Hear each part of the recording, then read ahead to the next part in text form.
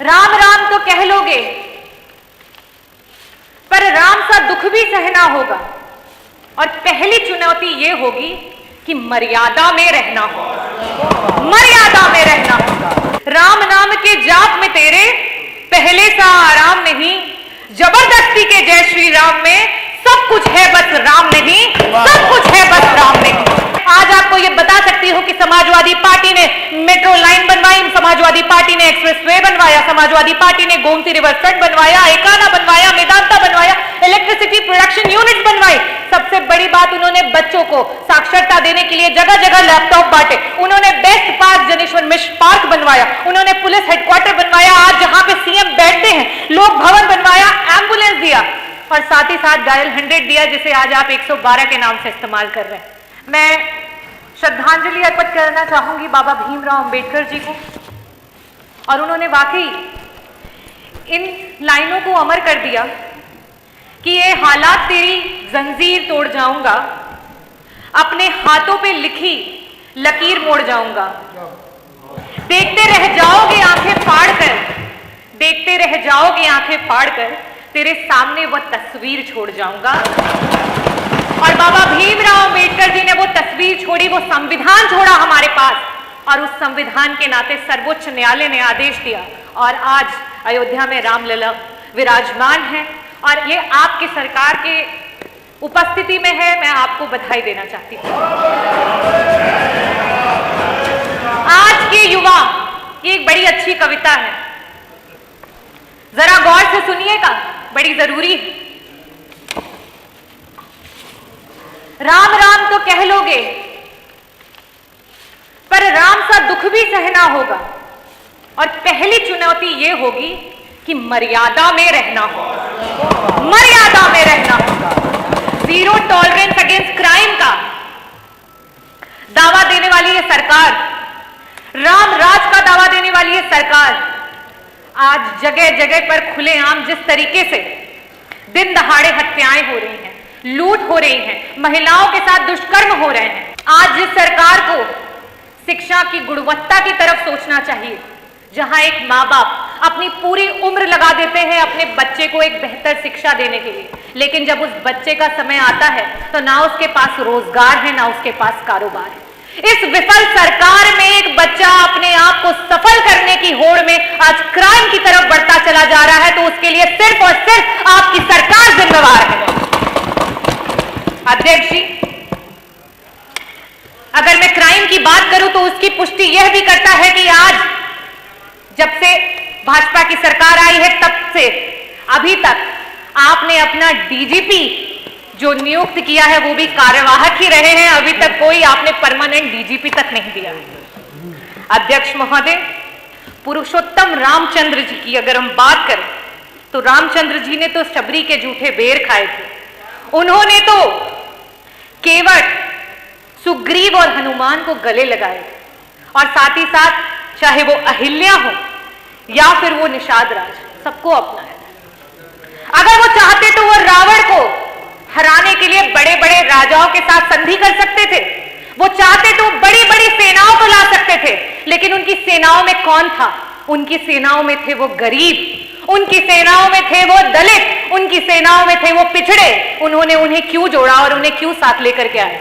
वो इसलिए साथ लेकर के आए क्योंकि वो उन्हें यह एहसास कराना चाहते थे कि आपके अंदर वो ताकत है, आप सक्षम हैं, आप सशक्त हैं। आज रामराज का दावा करने वाली यह सरकार पीडीए की, चाहे वो पिछड़ा हो, दलित हो, अल्पसंख्यक हो, आदिवासी हो, उसकी सबसे बड़ी दुश्मन बनी पड़ी। आज अगर हम बात करें शिक्षा में, 69,000 शिक्षकों की भर्ती के घोटाले को आज तक कोई भूला नहीं है और बार बार इस सदन से उसकी गुहार लगाई जा रही है। आज अगर मेडिकल कॉलेजेस की बात करें, चाहे वो किंग जॉर्ज मेडिकल कॉलेज हो, चाहे वो आरएमएल हो, चाहे वो एसजीपीजीआई हो, आज ये अगर प्रोफेसर्स की भर्ती की बात आती है तो वहां जगह जगह पर आरक्षण का हनन हो रहा है और जगह जगह पर गलत तरीके से भर्तियां की जा रही हैं। आज भी 112 डायल की हमारी बच्चियां जो संवाद अधिकारी के रूप में काम करती थी, वो अपनी नौकरी के लिए गुहार लगा रही हैं।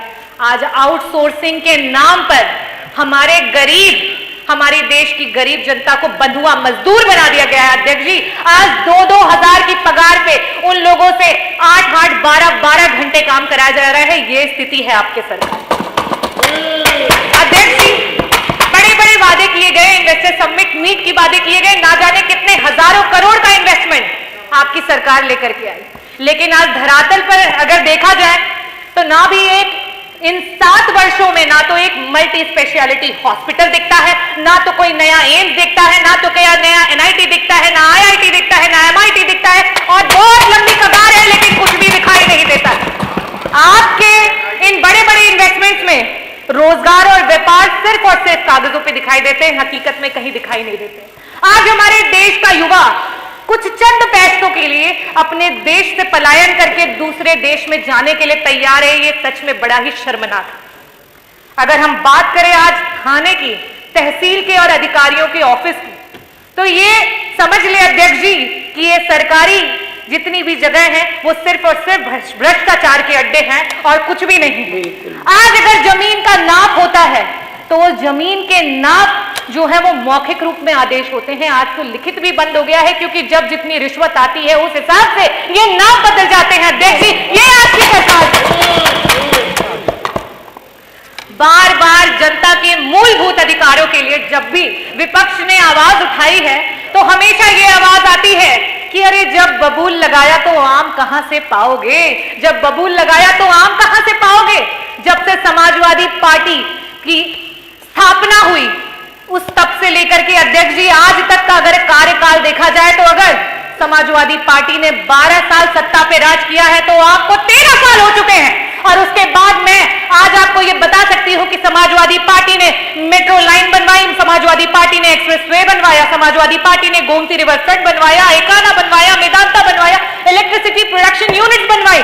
सबसे बड़ी बात, उन्होंने बच्चों को साक्षरता देने के लिए जगह जगह लैपटॉप बांटे, उन्होंने best park Janeshwar Mishra park बनवाया, उन्होंने पुलिस हेडक्वार्टर बनवाया, आज जहां पे सीएम बैठते हैं, लोक भवन बनवाया, एम्बुलेंस दिया और साथ ही साथ डायल 100 दिया, जिसे आज आप 112 के नाम से इस्तेमाल कर रहे हैं। लेकिन अगर आप अपनी बात करें तो आपके पास आज भी सिर्फ कागज ही हैं और कुछ भी है नहीं आपके पास, तो सिर्फ कोरे कागज लेकर के आप बैठे हैं और रामराज की बात करते हैं।